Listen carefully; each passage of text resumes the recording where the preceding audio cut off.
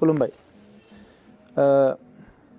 बे साननैसोआव UPPL, BJP आरो GSP सरकार दानाय समायखिरा लानाय बे हाबाफारिया जोबलांनायनि उनाव माखासे गोदान राजखान्थियारि सरसाफोर जोंनि गेजेराव फैनायखौ नुनो मोनदों। आरो बेवहाय बिसेसकै BTCनि बारग' चिफ आरो बिथांमोननि माखासे दैदेनगिरिफ्रा माखासे खोथा बुंनायखौ नुनो मोनदों। आरो बावैसो गेजेराव बुंबाय जोङो बेरेखा हान्जानि मासियाव जिरायगोन, बिनि उनाव बुंबाय जों सरकार दागोन, आरो बिनि उनाव बुंबाय जे UPPL जों BPF जों ज' जानानै सरकार नांगोबा चिफखौ जोंनो नाङा बायदिसिना खोथाफोरखौ बुंनो हमदों। दा बेवहाय आङो सासे गोदानै बिबान मोननाय BTCनि बिबानगिरि हिसाबै लोगोसे सासे बर' फिसा हिसाबै आंनि गोसो गोरबोनि मोन्दांथि आरो साननायखौ आङो रायजो राजानो फोरमायनो सानदों। खोथाया जाहैबाय बिथांमोना गोबाव सम राजखान्थि खालामबाय आरो बे राजखान्थियाव जों रायजो राजाफोर बयबो साखि जानानै दङ। आरो बे गासैबो राजखान्थि खालामनाय गोलाव समाव बिथांमोना मा मावबोखो, मा सोलोंबोखो, बबे समाव मा स्टेन्ड लाबोखो बेखौ बयबो नुनो मोनदों। दा दिनैनि समाव बिथाङा जेखौ बुंदों जे नांगौबा चिफखौ नाङा होननानै, दिनैनि राजखान्थिया चिफ एबा डिपुटि चिफखौ लानानै नङा।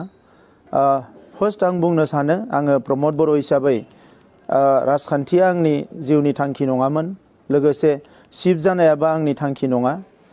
आं फोथायो आदा गबिन्द बसुमतारी बिथांनियाबो चिफ डिपुटि चिफ जानाया जिउनि थांखि नङामोन, मानोना बिथाङाबो गोलाव समनि सासे रिभलिउसनारिमोन। आरो आंबो गुसुं समावब्लाबो आङो बर'नि रिभलिउसनाव बाहागो लानो मोनदों। आरो जोङो हारिनि खोथाखौ साननानैनो दान्दिसेबो रावजोंबो कमप्रमाइज खालामाजासे जोङो नांबोदों। जि समाव हारिनि खौसेथिखौ लाबोनांगौमोन बै समाव BPF हान्जाया जोंनि उल्थायै गसंदों। 2005 मायथाइयाव NDBA सिजफायार जाजेननायनिफ्राय 2010 मायथाइ BNC जाजासिम NDBA जोबोद खस्थ' थानो गोनां जादों। बिथांमोना गावथारजादों, बिथांमोना बायदिसिना थासारियाव थानो गोनां जादों। BNC दानायनि उनाव दान्दिसे समनि थाखाय एसे स्पेस होदों, नाथाय थेवबो NDBनि जेंनाखौ सुस्रांनो थाखाय BPFनिफ्राय 1%बो जेबो मावाखिसै। जेला इलेक्सन फैयो अब्ला बिथांमोना NDBखौल' नङा बयखौबो बिथांमोना लुबैयो, हास्थायो। थिग बेबायदिनो BNC दानानै 70-80 आफाद हरावनो जोनोम होनानै बै समाव 2010 मायथाइनि बिसायख'थिखौ बिथांमोना बारग'नो हादों आरो बेजोंनो बिथांमोना राजखान्थिखौ खालामबोदों।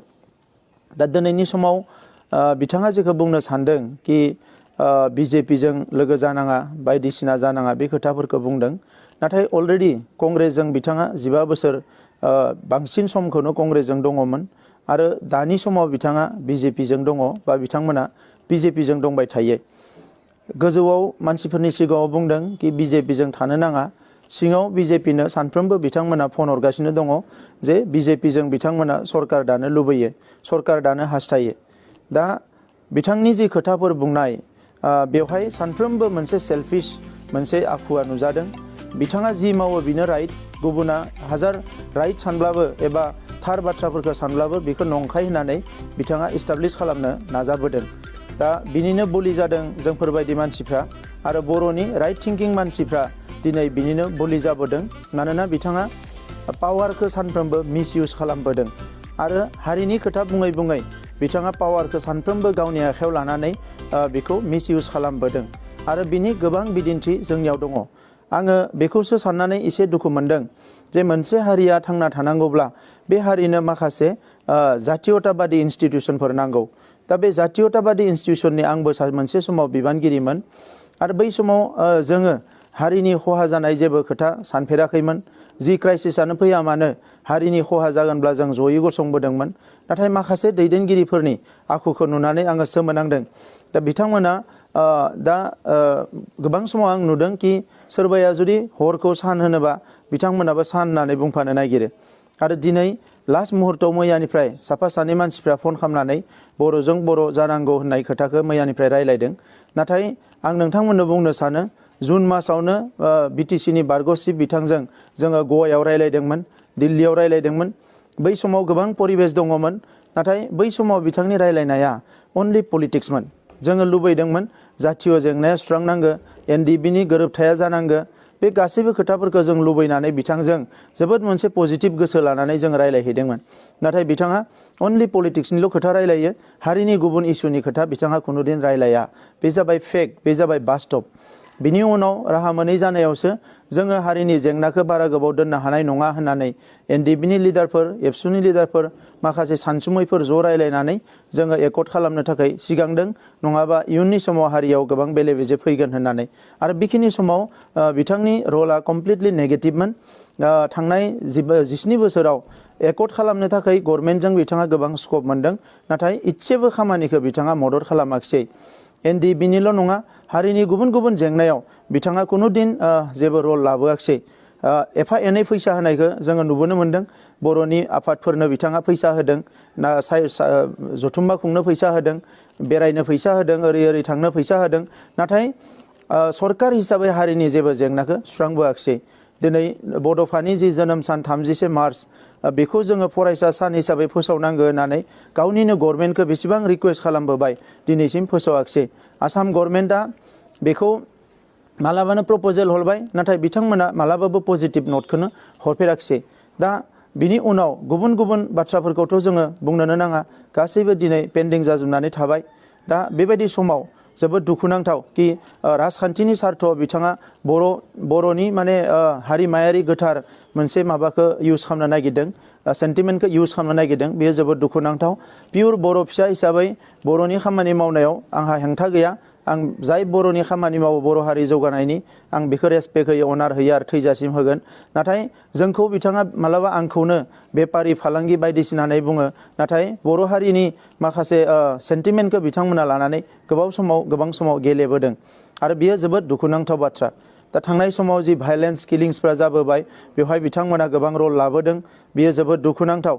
बर' कसारि काउन्सिल बिथांमोनानो जागायजेनदोंमोन, नाथाय जोबथा समसिम बर' कसारि काउन्सिलखौ दानायाव बिथाङा हेंथा होलांदों बिथांमोना। आरो बेखौ जोङो नारसिननानै बर' कसारि काउन्सिलखौ जोङो खालामनो हाबाय। कार्बि आंलंनि बर'फोरनि जेंना बिटिसि सुक्तियाव दङमोन, दिनैसिम बिथांमोना बेखौ सल्भ खालामाखिसै। आरो जोङो फैगौ जि पार्लियामेन्ट सेसन बेवहाय बारहोनो थाखाय नारा नाथा नाजागासिनो दङ। बर'नि खोथा बिथांमोना बुंदों, जाय मानसिफ्रा दिनै बर'नि खोथा बुंदों, बिथांमोननि बिपिएफनि देरहानाय एमसिएलएफोर सोरबा फन हरनानै बुंदों जे बर' ज' जानांगौ। अब्ला बिटिआर गोरोबथाखौ नोंथांमोना मानो सापर्ट होनो हाया, मानो सापर्ट होआखै? जाय बिटिआर गोरोबथाजों दिनै हारियाव गोजोन खौसेथिया फैबाय, गोबां फसंथानफोर मोननो हाबाय, जोंनि गोहोआ बांबावबाय, हारिनि मोनसे हिस्ट्रिक मोनसे सेन्स फैबाय। बै बिटिआर गोरोबथाखौ बिथांमोना दिनै ज' खालामनो हाया। जोंखौ ज' जानायनि खोथाखौ बिथांमोना खावलायदों, नाथाय गोदनायाव तरवाल दोननानै बिथांमोना जोंनि सायाव केस होबाय, सरकार दानायनि सायाव। आरो दायो ज' जानायनि खोथा बुंदों, गोदनायाव तरवाल दोननानै, गोदनायाव माने थुंग्रि दोननानै मालाबाबो बेबायदि ज' जानायनि खोथाखौ बिथांमोना माने साननाया थिग नङा। मानोना बिथांमोना फारसेथिं सिगिनो नागिरदों आरो फारसेथिं हारिनि सेन्टिमेन्टखौ गेलेनो नागिरदों। आंनि खोथाया स्पस्ट, जाय बिथांमोना 17 बोसोरनि राजखान्थियाव इसेबां भायलेन्स खालामबोबाय, गावनि मानसिखौ बुबाय, बायदिसिना टर्चार खालामबोबाय, बे मानसिफोरजों आं मालाबाबो कमप्रमाइज खालामनो गोसो गैया। हारिनि थाखाय 100 बार 1000 बार कमप्रमाइज खालामगोन, नाथाय जि सेन्टिमेन्टआनोखि बर' हारिखौ खहा खालामनायनि खामानि मावबोदों, बै सेन्टिमेन्टफोरजों कुनुदिन कमप्रमाइज खालामनाय नङा। आरो गावनि आरो जोंनि माखासे सानसुमैफोरनि खोथाजोंनो जोङो सोलिबोदों आरो सोलिलांगोन। बर'नि खोथा बुंनाय लोगो लोगो आं बेखौबो बुंनो सानदों कि दिनै जि पिसिडिआरनि बाथ्रा, एसेबां जुदि हारि अनफावरिमोनब्ला पिसिडिआरनि थांनाय 7 एमसिएलएखौ मानो अनाखिसै, मानो इसेबो नायाखिसै? दिनै बे पिसिडिआरनि एमसिएलएफ्रा दिनै बै समाव बेसेबां हालाय हाफाय जाबाय, बिथांमोननि खुनु मोनसे खामानिखौनो मावनानै होआखिसै। दा बेजों लोगोसे दिनै बर' मिडियाम स्कुलनि अबस्थाया जोबोद गाज्रि। बिटिआरनि सिङावनो मोनसे समाव बिथांमोना नाङै मानसिनोबो एनअसि लिरनानै होबाय, एसटिनि थाखाय लेन्ड राइट होनायनि बाथ्रा बिथांमोना बुंबाय, नाथाय उननि समाव मा खालामखो, जोंनि मानसिफोरनोनो फरेस्टआव थांना थाग्राफोरनो लेन्ड राइटखौ बिथांमोना होआखिसै। दा बेफोरो जोबोद दुखुनांथाव बाथ्रा। फैबाय थानाय समावबो कमप्रमाइज खालामनायनि खोथा गैया। मालाबा जुदि बेबायदि अलखद फैयो, बेबायदि डेन्जार फैयो, अब्ला बेखौ जोङो रायजो राजाफोरनो जोंनो खोन्थाग्रोगोन, जोंनो बिनि थाखाय जुजिग्रोगोन। मानोना गोबाव सम जोङो मालाबाबो कमप्रमाइज खालामबोआखै। इलेक्शननि समाव गोरिब गुन्द्रा आइ आफा रायजो राजाखौ बायलाय फानलाय खालामनानै थाखा फैसाखौ दिनै राननानै खालामबाय। दिनै इलेक्शन देरहाखांनायनि उनावबो पाब्लिकनि मेन्डेट लानानै पिपुल्सनि मेन्डेट लानानै जायफोरनिखि जोंनि रिप्रेजेन्टेटिभ जाबाय बिथांमोनखौबो बिथांमोना हर सान बायनो थाखाय नाजागासिनो दङ। बहाबा फैसा लानानै कौटि कौटि ठिकादारफोरखौ बाहायदों, सोरखौबा बाहायदों। दा मानो जोंनि मानसिफोरखौ बेबायदि बायलाय फानलायावल' बिथांमोना इउज खालामनो नागिरो? मानो मोनसे हलिस्टिक एप्रोच थानो हाया? मानो मोनसे अनार थानो हाया? मानो मोनसे अननाय थानो हाया? दा बै खोथाफोरखौ लानानै दिनै जोंहा साननो गोनां जादों। आरो जायफ्रा दिनै पजिटिभ एप्रोच लानानै खामानि मावगोन बिसोरखौ जों बरायगोन। जायफ्रानिकि नेगेटिभ एप्रोच लानानै खामानि मावगोन बेखौ जोङो कुनुदिन बरायनो हानाय नङा। दा नंखायनो जि पलिटिक्सखौ बिथांमोना गावनि सेल्फिश इन्टारेस्टनि थाखाय खालामदों बे पलिटिक्सआव जों सापर्ट खालामनो हाया। जुदि हारिनि थाखाय गमामायैनो मावनो ओंखारोब्ला बिथांमोनखौ जोङो बरायगोन आरो उननि समाव जोङो हास्थायगोन जे बिथांमोना मोनसे मोजां एप्रोच लानानै गोरोबलायनानै खामानि मावगोन। मानोना 19 बोसोरनि जि मोनसे बिटिसि खुंथाय बेखौ 5 दिनावनो आङो हमनो हाबाय जे बेवहाय कुनु सिस्टेम गैया, कुनु मोनसे डिपार्टमेन्टआ सिस्टेमजों सोलियाखै, कुनु मोनसे खामानिया प्रपारलि टेन्डार जाबोआखै, कुनु मोनसे खामानिया जेरैबायदि मावनांगौ बेबायदि मावबोआखै। करोड़ करोड़ थाखा बिथांमोना लेफ्ट राइट बरननानै जादों। गासैबो सेस खालामजोबनानै सिस्टेमखौनो धंस' खालामनानै थांबाय। मैयासिम जोङो मिथिनो हादों 2300 करोड़ माने लाइबिलिटिस दङ।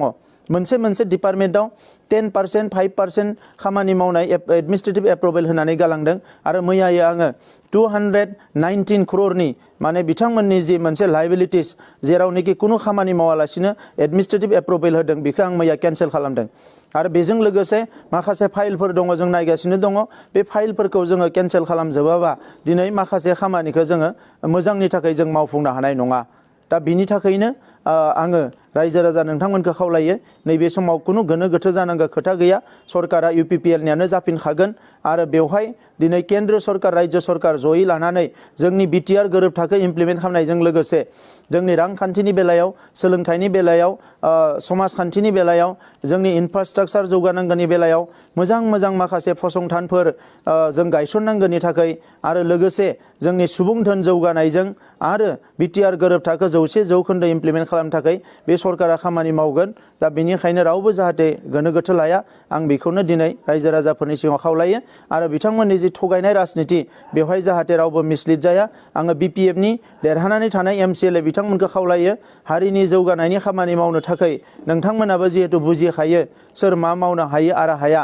बेनिखायनो नोंथांमोनाबो UPPLजोंनो थाफानांगौ आरो मोनसे फैगौ 5 बोसोराव गोग्गो सरकार दानानै हारि जौगानायनि खामानि मावनायाव मदद खालामनांगौ आं बेखौनो खावलायो। गोजोन्थों। खुलुमबाय।